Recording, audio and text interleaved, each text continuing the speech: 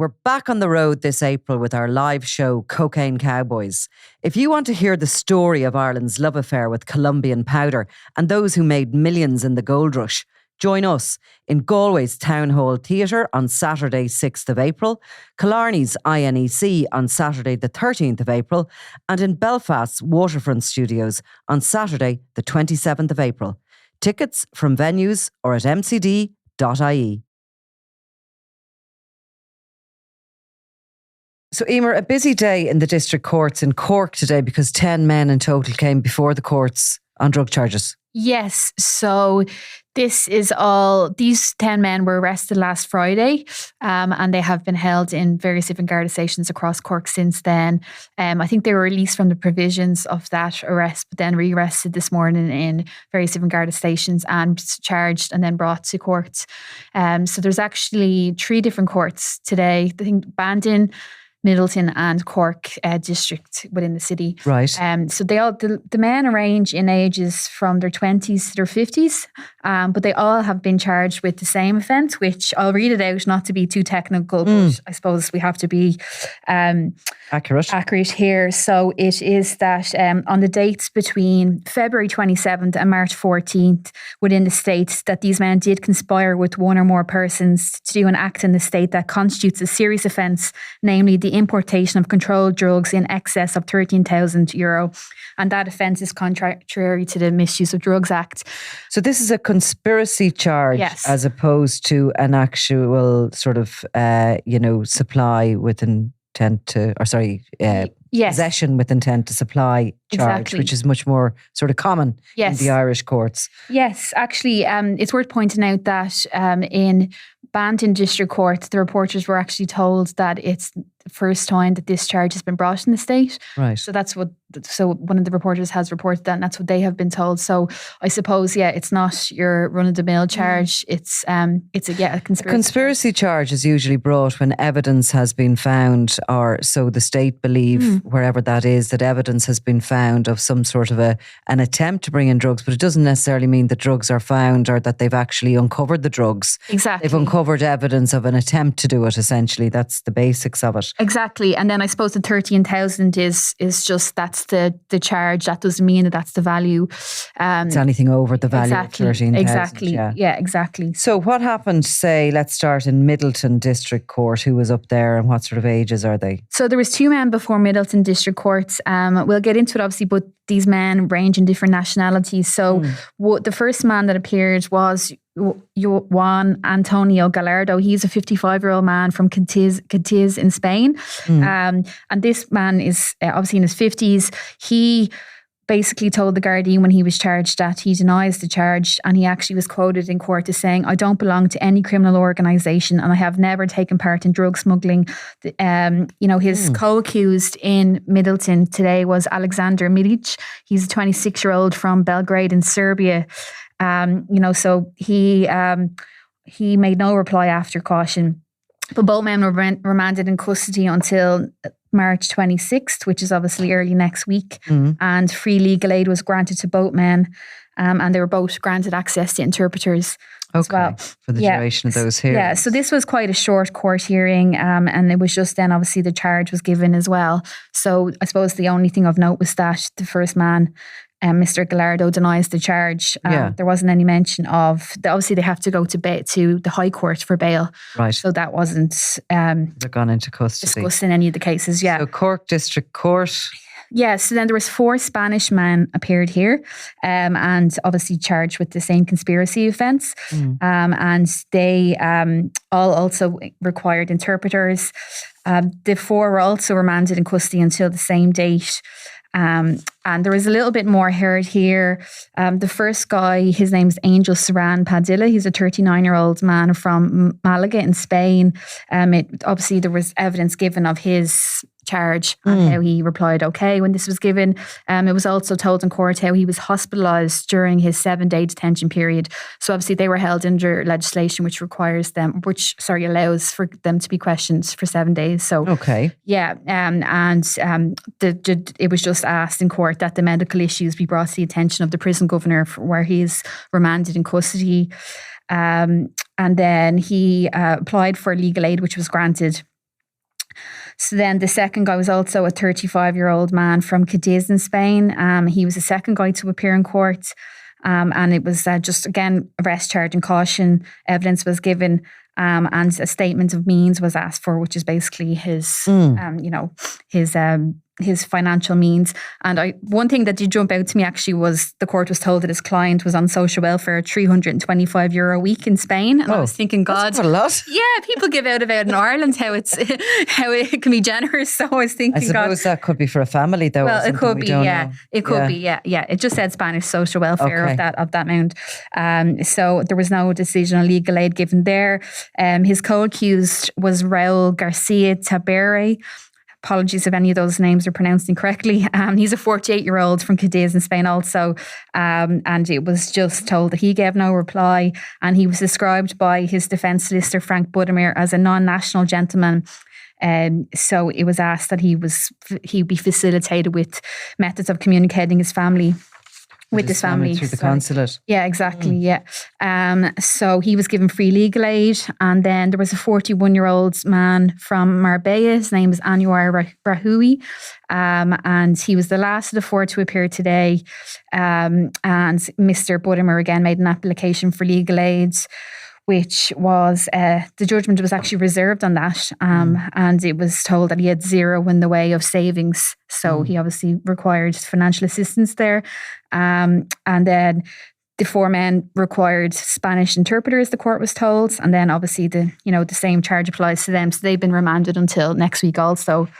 And the last court was in... This was in Bandon court. This one was in Bandon, right? Yeah. So Bandon is west, isn't it? Yeah, west, yeah. So this was in Bandon court. So these four men, was actually one man from the north of Ireland and two Dutch nationals and a Spanish man. They appeared before the court this evening, and it was in relation to did we get names on them? No. Yeah, no, we did. Yes. So Ali Medizi. Ali Medizi. Yes. So this man, he has an address in Holland. Yeah. So he would be, this guy is in his 40s, mid-40s. When he was asked by the guards if he understood the charge, he said, yes, what you tell me. And there was a legal application made on his behalf. And it was also stated in court that he has an elderly mother and was earning €400 per month as a self-employed coffee distributor. So that was the reason given for him to get legal aid. His co-accused was a Spanish man by the name of Mario Angel del Rio Sanz. Mm-hmm. So he was given legal aid, and it was also just told in court. I suppose it's the legal aid elements bring into their means, and it was mentioned how he has no property and he lives in rented accommodation, and that's why he required it. And he has some debt, the court was told. Okay. So legal aid was granted there. And then in relation to the Northern Irish man, his name was given as Sean Curran with an address in Auchnacloy and Enniskillen in Fermanagh. So this guy was given an age that would make... young enough. It would make him... I'm just trying to think. My brother was born in that year, so that would make him 37. 30. Yeah. Sorry, it would make him 37 next month. Yeah. 37, yeah. Yeah, so... so he was granted legal aid also, and then there was just arrest charge and caution evidence given in relation to a fourth gentleman. Gabiri. Yes, exactly. Yes. Where's he from? He is from the Netherlands, with from Rotterdam. Iranian links or whatever, was it? Yes. So it wasn't heard in court. It was it was heard in court how he works as a chef at a restaurant in Rotterdam, and he is divorced and has a partner who's not working. It was also heard in court how he has a bank loan and owns no property and has no savings. So it was this was used as evidence to give it to in a request for legal aid. So that's the 10, and that was a lot of people to come before the courts on those conspiracy charges. But I suppose over the last couple of weeks, we have seen a lot of activity, a lot of Garda activity, in particular around the southern coast. There has been drug activity. There's been investigations into, we saw, for example, there the crystal meth that was seized in Cork port, believed to have been headed for Australia, and links in that case to the Sinaloa cartel, believe it or not. I mean, I still find that hard to believe that they had, some links to Ireland. Of course, Joaquim El Chapo Guzman, the former leader of the Sinaloa, is spending the rest of his days in prison because he was convicted in a court in America.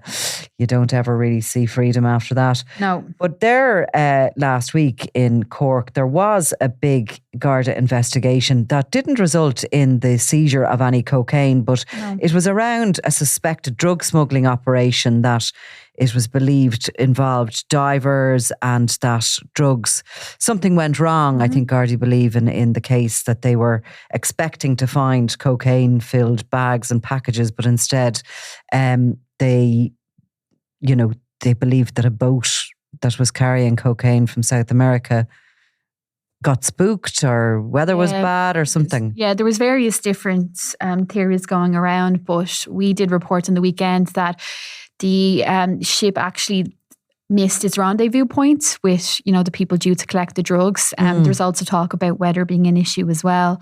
And obviously there was talk that possibly, people were going to go diving for the drugs too, but nothing was ever found. And I suppose we were discussing there how drugs have since washed up in Denmark. In Denmark, yes. And like a lot. Yeah, like a lot. I think was it close to 50 million worth? 56 million or something like that worth of drugs caught, found washed up on beaches in, I'm not even going to attempt to pronounce that, Sjaellands. ODDE in Denmark. Try that. That's like something on an IKEA sign. Yeah, I just pronounced all the names there, so I think I have a pass on this one. Yeah. Sjaellands. Odi. I don't feel so bad now. That's a terrible attempt. So the people of Sjaellands, Odi in Denmark are out on the beaches, presumably having a look at some of these 840 kilos of cocaine. Yeah, hopefully they're not doing what they did, what the reports were saying in Donegal that time, that they were going, people were going looking for the cocaine that washed up along the shore. I'm sure that the Danish couldn't be that much more aloof than ourselves, and it might interest them if the idea of these bales. So to chuck cocaine into the sea in any way, shape or form, it must be in really super waterproof casing. I mean, I imagine if cocaine gets wet, it's fucked, is it? Yeah, well, I'd imagine so. Yeah. It's my language, Eimear. But then I suppose if people are combing the beaches looking for it, maybe there's a way of drawing it out again. But I can't imagine that it's something that you would want to be spending a lot of money on. But I suppose we have a lot seen of product in the past that there's, they will waterproof bales of cocaine and either transfer them onto a rib from a pre-arranged navigational point out at sea. We've seen cartels from South America transport drugs on submarines towards Spain. I mean, it's like the wacky races. No, it is. Yeah. Was it Johnny Morrissey that was back well before he was linked to the Kinahans? There was, he was going, I don't know if he was diving or if he had people diving looking for drugs off the coast of Cork. Well, he was living in Kinsale and the Criminal Assets Bureau seized a very kind of high-end inflatable rib boat off him, plus this kind of deep sea diving. Yeah. Now, they suspected at the time that he was going out and meeting Russian ships and collecting cocaine and bringing it in, but they never had any evidence of it. But they were kind of going, what else is he doing? Diving off the... Yeah, and this would have been in the 90s, I think, wasn't it? So, this isn't a, newly thought of practice. No. But are we having loads of success then? Are the drug couriers and logistics guys and everything having bad luck? Which way is it? Well, there has, I suppose, to give the Gardaí credit, between this and then obviously the bust in Cork Port linked to the Sinaloa cartel, there has been massive, well, obviously there was no seizure here, but, the drugs did make it to their point, which is, I suppose, the part of the job of the Gardaí. And then obviously we had the bust in Cork Port. And late last year, it was September, the MV Matthew, 2 ton of cocaine. Yeah, of course, yeah. And then a lot of drugs. So you could look at that as a positive, or you could also look, as a concerning that, these drug gangs are throwing such value of drugs into the sea because they have so much at their disposal. And, they do say that though, don't they? That because of the high risk stakes of importing drugs in any form, they have a certain amount of losses they have to suck up. That they suck up. Yeah. So, I'm sure this obviously 58 million is no joke, but I think once they land it, 58 million is a hell of a lot to lose. I mean, no matter what, that's probably the street value of it. Yeah. You know, they say it can be up to 500 times what they buy it for. Absolutely. So, you know, if you spend, 58 million, probably 500 times, I'm no idea, was that 580,000? We need Niall here for that, for the maths. Yeah. Probably not a huge amount of investment, but nonetheless, the investment as well is going into that transport, it's going into the shipping, it's going into paying all the people along the way.